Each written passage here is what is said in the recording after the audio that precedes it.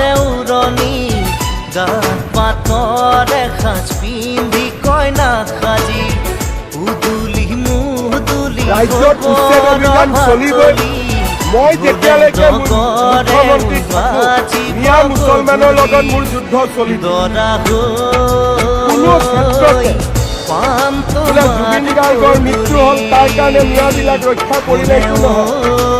অৰ্জুন সব্যসাচী আছিল, দুই হাতেদি খৰ মাৰিব জানিছিল।